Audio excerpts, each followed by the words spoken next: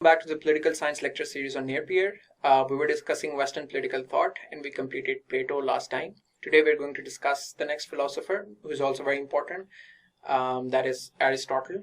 Aristotle was Plato's student, but unlike Plato, his philosophy was a little different than that of Plato's. और इस पे भी हम discussion करेंगे बिकॉज कभी कभी इस पे भी सवाल आ जाता है कि comparison between the philosophy of Aristotle and Plato. But first one जो सबसे इंपॉर्टेंट एरिस्टोटल की फिलोसफी है वो है regarding his classification of government.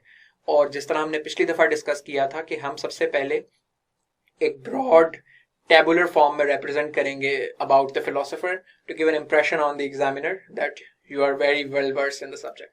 तो अगेन आइडियोलॉजी जो है वो लार्जर डेमोक्रेटिक कॉन्टेक्स्ट में है एरिस्टोटल की, that it relates to this larger context of the types of governments and systems. His focus is on political virtue. These are the important events. Before Aristotle के आपका प्लेटो क्या concept of philosopher king था, आपका democracies का concept develop हुआ था Athens में, and then it was subsequently overthrown as well. Thomas Aquinas came after Aristotle incorporated his philosophy. So that's how he influenced other people as well. Very late Thomas Hobbes का concept of state of nature develop होता है, which is also something that we're going to discuss. These are three key important books by Aristotle. Now let's jump to the question. ज़्यादातर इस पे सवाल आता है Aristotle की classification of states पे. तो Aristotle states को 6 बेसिकली डिफरेंट किस्म के में क्लासिफाई करता है.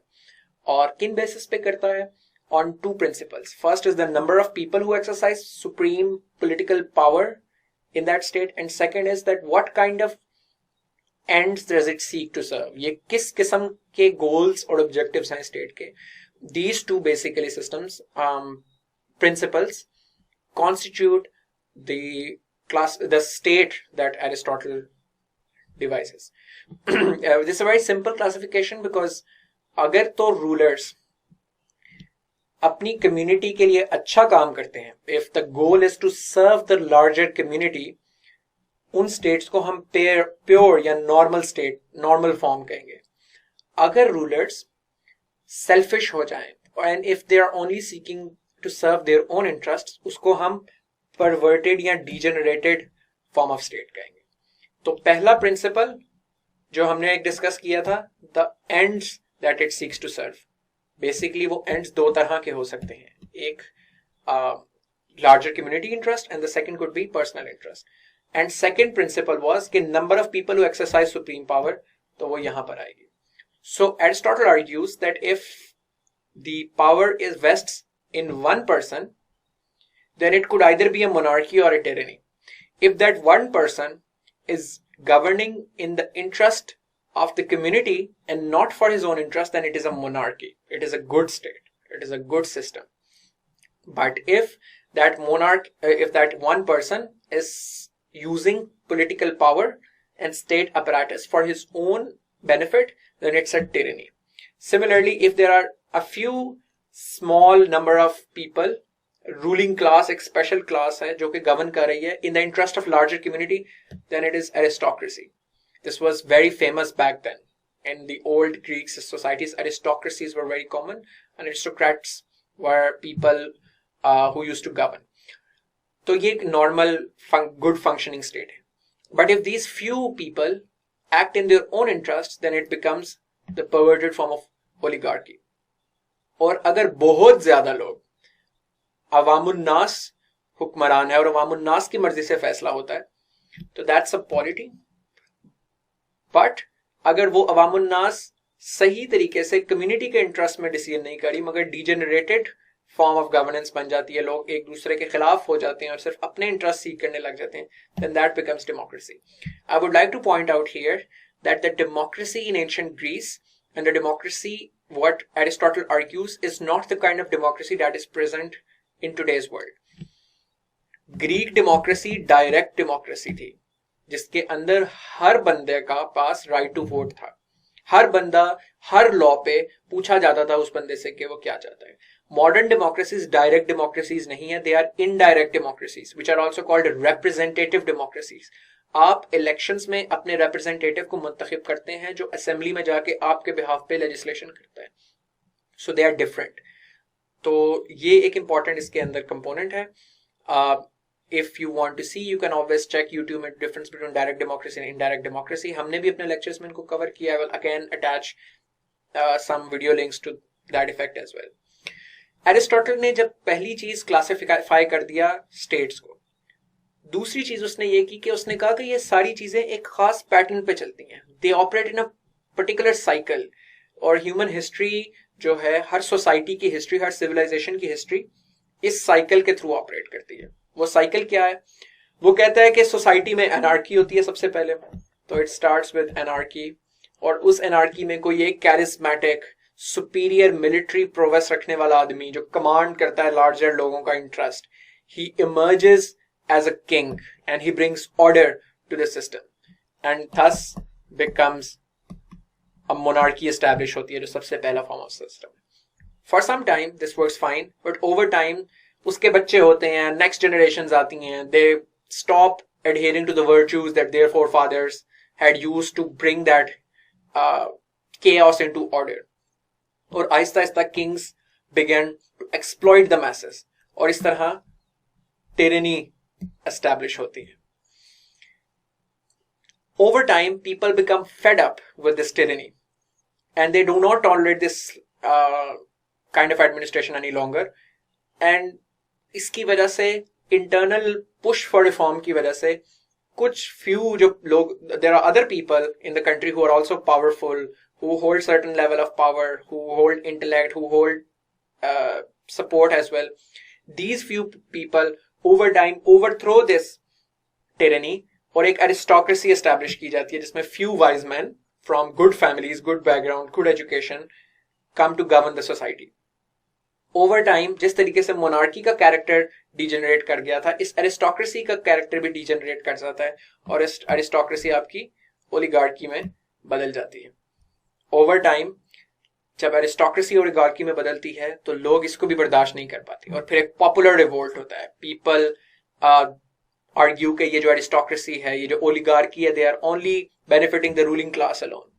हेंस सिटीजन्स एक रिवोल्ट लेकर आते हैं लोगों के खिलाफ, हुकूमत के खिलाफ, and they develop a polity कि जिसमें हर बंदे का राइट टू वोट होता है. तो जब तक ये लोग अपने मुफाद से हटकर, ये तमाम लोग कम्युनिटी के मुफाद में फैसले करते रहते हैं, तो आपकी पॉलिटी फंक्शन करती रहती है बेहतरीन तरीके से. लेकिन जब लोग आपस में गुत्थम गुत्था हो गए, अपने जाती मुफाद के तहत वोट करने लग गए, लार्जर कम्युनिटी के इंटरेस्ट में नहीं करने लगते, तो वो डेमोक्रेसी में डिजेनरेट कर जाती है. अगेन, जिस तरीके से एथनियन सोसाइटी में, एंशिएंट ग्रीस में democracy was different from modern world, उसी तरह एक और इंपॉर्टेंट पॉइंट ये है कि Aristotle uses the word democracy as a pejorative, as a negative word. He attaches negative connotation to democracy, the democracy that was practiced in ancient Greece, which is no longer practiced in modern world. तो democracy eventually जब degenerate करती हैं और लोग उसके खिलाफ revolt करते हैं और आहिस्ता आहिस्ता फिर वो डेमोक्रेसी भी डिसअपीयर करती है. और जब लोग इतना तंग आ जाते हैं अपनी डेमोक्रेटिक इंस्टीट्यूशन से, इस डेमोक्रेसी के प्रोसेस से, then there is again a need for a strong man, authoritative central figure who can bring order to this chaos. और अगेन कोई वॉरियर स्टेट्समैन आता है और कैरिस्मेटिक फिगर आता है और फिर से मोनार्की एस्टैब्लिश करती है और ये साइकिल दोबारा से शुरू होता है. तो इसकी क्या एग्जांपल्स हैं हमें मिलती, which we can remotely connect. तो कुछ ऑब्वियसली फुल फ्लेज तो हमें नहीं मिलती, लेकिन there are certain aspects which we can corroborate with this. तो हिस्ट्री, ग्रीक की सिटी स्टेट्स में ये मिलता था बहुत दफा, जिसकी वजह से एरिस्टोटल ने ये क्लासिफिकेशन की. मॉडर्न हिस्ट्री में भी हमें इसकी कुछ एग्जांपल्स मिलती हैं कि जब सोसाइटी में अनार्की आती है तो पीपल वेलकम या एक अथॉरिटेटिव रूल जो है वो लाया जाता है टू रिस्टोर ऑर्डर. पाकिस्तान में जब मार्शल लॉ लगा, इजिप्ट में मार्शल लॉ लगा, टर्की में लगा, बर्मा में लगा, तो आप वो सारी एग्जांपल्स इससे कोरॉबरेट कर सकते हैं. लेकिन एक बहुत इंपॉर्टेंट एग्जांपल है which is a more technical, which is also more nuanced analysis, जिसके आर्टिकल का लिंक मैं नीचे डिस्क्रिप्शन में अटैच करूंगा. that is relating to President Donald Trump. It's a wonderful article that argues that the rise of Donald Trump is explained by this political cycle. कि कैसे democracy establish हुई US में, too much democracy, too much devolution of power, too much civil liberties eventually created chaos. System dysfunctional होना शुरू हो गया उसकी वजह से. Hence there was a need for a central strongman figure, और लोग because of that anarchy और वो उनके interest represent नहीं हो पा रहे थे, they wanted a strongman figure जो कि populist demagogue आके तो कहे कि I can fix everything, and that resulted in the election of President Donald Trump. So do read that article, you can incorporate that. उसकी थोड़ी सी just आप अपने क्वेश्चन में एग्जांपल्स के अंदर कर सकते हैं. Argue that will give you phenomenal edge over other candidates. जिस तरह मैंने आपको पहले बताया कि हमेशा मैं एंड पे फ्लो चार्ट आपको दूंगा फिलॉसफी को करने का. तो एरिस्टोटल की फिलॉसफी के मुताबिक people come together to form households, villages and then form cities.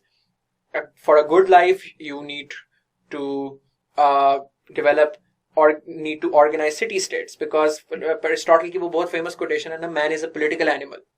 So Aristotle basically argues के इंसान political system के अंदर रहते हुए ही एक इंसान बन सकता है. कि जो इंसान political system में किसी operate नहीं करता, वो या तो either he is a supernatural person or he is a beast.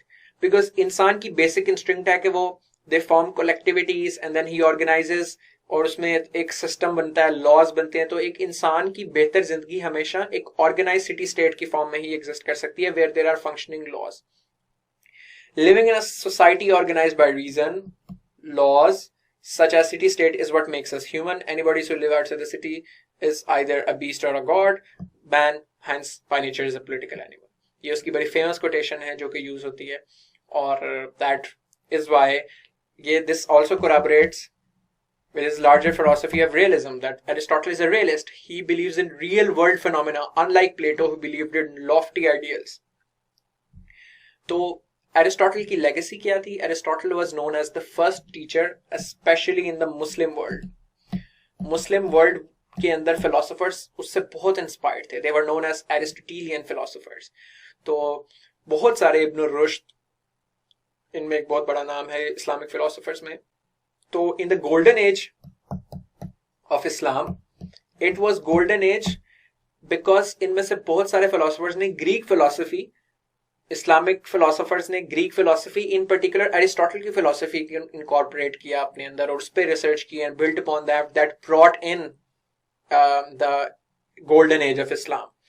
और ये कहा जाता था कि जब Islamic world के अंदर in that golden age के period में, when there was a conflict on a point of subject between two different people or two different philosophers, they used to resolve that dispute by discussing or checking कि इस पे Aristotle का क्या opinion था, और जो Aristotle का opinion होता था उस पे वो डिसाइड करते थे कि ये ओपिनियन ऐसा है या वैसा है. That was the magnitude of impact on Aristotle. Aristotle के आने के बाद अलेक्जेंडर द ग्रेट आता है, दुनिया में ऑक्यूपेशन होती है, Greek falls, the over Roman Empire की आपकी obviously Europe descends into dark ages afterwards. तो कुछ मुस्लिम वर्ल्ड के अंदर ग्रीक फिलॉसफी जिंदा रहती है बट यूरोप में नहीं रहती. तो एरिस्टोटल के बाद मिडिल एजेस से लेकर रेनेसांस तक, जब रेनेसांस के टाइम पे आके दोबारा एनलाइटनमेंट एज के अंदर यूरोपियन फिलोसोफर्स और writers takes their interest in Aristotle and Aristotle's philosophy, then they rejuvenate that philosophical thought, और साइंटिफिक एज और एन एज ऑफ एनलाइटनमेंट उसकी वजह से शुरू होती है. बट उस पूरे 1000 साल के पीरियड में एरिस्टोटल से एनलाइटनमेंट तक कोई इतना बड़ा फिलोसोफर नहीं आता जितना एरिस्टोटल था, और एरिस्टोटल के आइडियाज उस पूरे 1000 साल तक चैलेंज भी नहीं होते. So Aristotle was a huge figure in the history of this world. तो ओवर टाइम एरिस्टोटल की फिलोसफी को रीडिस्कवर करके मिडिल एजेस के एंड पे एनलाइटनमेंट आती है यूरोप में, और फिर उस पर क्रिटिक भी शुरू होती है, फिर उसको उसके कुछ आइडियाज को निगेट भी करना शुरू किया जाता है. तो over time there was nothing in Aristotle's philosophy in today's world that is accepted as right. Everything that Aristotle said, and he said a lot of things जो कि हम अपने अगले लेक्चर में डिस्कस भी करेंगे, eventually prove to be wrong, but it was foundation, क्योंकि उस फाउंडेशन को बिल्ड करते हुए लोग आगे गए और उस पर क्रिटिक की. So that was Aristotle's legacy. ये मल्टीपल पॉइंट्स के अंदर आप इसको नोट कर सकते हैं कि मुस्लिम वर्ल्ड में कैसे, रेनेसांस में कैसे उसकी फिलोसफी को यूज किया गया, और कैसे कितने अरसे तक Aristotle was used as a philosophy जो कि रिजॉल्व कर सकती थी डिफरेंट पॉइंट्स ऑफ कंटेंशन को। क्रिटिक एरिस्टोटल की फिलोसफी की क्या है? Very quickly and very simply, people have argued, academics have argued that his qualification and classification is unscientific. इसकी कोई scientific basis नहीं है. It's just a very एक बहुत ही word play के साथ बस एक philosophical justification दी हुई है इस classification की. Aristotle does not distinguish between state and government. वो इन दोनों को एक ही तस्वुर करता है, जबकि state, हमने जिस तरह in our earlier lectures of political science discussed that state or those institutions or the rules with which a country is governed, and government are the people who come to occupy that power. But Aristotle does not make any such qualification. No wonder, because that this classification is a modern political concept. Hence, the critique is also modern. Aristotle's classification does not cover all modern forms of government. For instance, theocracy. Theocracy is a form of government जिसके अंदर clerics, जो religious clerics हैं, वो rule करते हैं. For instance, Iran है जैसे. तो इस तरह की क्लासिफिकेशन में एग्जिस्ट नहीं करती जगह उसकी. तो उसकी जो वाटर टाइट कंपार्टमेंट्स हैं एरिस्टोटल की क्लासिफिकेशन के, they don't cover all forms of government. Democracy, जिस तरह हमें मॉडर्न वर्ल्ड में हम बात करते हैं कि is not a worst form of government. तो बट जो एरिस्टोटल के टाइम पे एनार्की डेमोक्रेसी की वजह से हुई थी, उसकी वजह से उसकी फिलोसफी इन्फ्लुएंस थी. But that is not true in all cases. इसको आप जनरलाइज नहीं कर सकते. Aristotle cycle does not fit with the development of modern state. तो जो उसकी एप्लीकेशन थी एरिस्टोटल की फिलोसफी की, वो एंशिएंट ग्रीस और एंशिएंट रोम पे ही अप्लाई करती है. हम मॉडर्न स्टेट्स में ये ट्रेंड नहीं देखते कि वो बिल्कुल एक जो नीट पैटर्न एरिस्टोटल बताता है कि पहले मोनार्की से आपकी टिरेनी और फिर और एरिस्टोक्रेसी से ओलिगार्की और ओलिगार्की से पॉलिटी और पॉलिटी से डेमोक्रेसी और मोनार्की, ये जरूरी नहीं है. मॉडर्न स्टेट में हमने देखा है कि वो बड़ा बड़ा जंप भी लगता रहा, लॉजिकल लीप्स आते रहे हैं उसके अंदर. जिस तरह फॉर इंस्टेंस मोनार्की के बाद आपकी टिरेनी आनी चाहिए, लेकिन रशिया के अंदर उसके मोनार्की के बाद डायरेक्ट डिक्टेटरशिप आ गई of a few communist party की. तो वो जो मोनार्की के बाद डायरेक्ट ओलिगार्की आ गई. इसी तरह जर्मनी में फर्स्ट वर्ल्ड वॉर के बाद मोनार्की के बाद डायरेक्ट डेमोक्रेसी से मेरा मतलब कि मोनार्की के बाद डेमोक्रेसी आ गई. वो बीच वाले जितने स्टेप्स एरिस्टोटल ने बताए वो स्किप हो गए. तो मॉडर्न वर्ल्ड के अंदर जो पॉलिटिकल चेंजेस हैं, they are not covered under Aristotle's theme, which is fine because he was writing way back, not in modern world. But nonetheless it's an important critique that we should know that Aristotle की philosophy is not applicable in the modern times. Also मेरी sequencing में थोड़ा सा मसला है, so you can fix that yourself. So this is point number 4, this is 5, this is 6, 7, 8, 9. So there are 9 points of critique. There is no place of mixed forms of government in Aristotle's qualification. कुछ mixed forms भी होती हैं जिनके अंदर दोनों का element आता है, जो उसने डिस्कस की हैं. अगेन जैसे मैंने बात की है कि थियोक्रेसी वगैरह इसके अंदर कवर नहीं होती. एरिस्टोक्रेसी और ओलिगार्की में कोई डिस्टिंक्शन मॉडर्न टाइम्स में इंपॉर्टेंट नहीं है, because there is no such thing as people, a few people governing for larger interest. क्योंकि हम एक डेमोक्रेटिक दौर में रहते हैं और ये समझा जाता है कि aristocracy rule by a few intelligent highly educated men का मतलब है कि आप ओलिगार्की ही बना रहे हैं, बिकॉज अब की दुनिया में डेमोक्रेटिक आइडियल है कि हर बंदे को राइट इख्तियार होना चाहिए. तो एरिस्टोक्रेसी और ओलिगार्की की डिस्टिंक्शन मॉडर्न वर्ल्ड में इररेलेवेंट है. Justification of slavery and exclusion of women, Aristotle ने जस्टिफाई किया था स्लेवरी को और exclusion of women from political process, उनको वोटिंग का इख्तियार ना देने का को एडवोकेट करता था, which is again a very regressive idea. It's not a progressive idea in modern world. This is not appreciated. So that's all on Aristotle. In the next lecture we'll cover the differences in the philosophy of Aristotle and Plato. See you guys next time.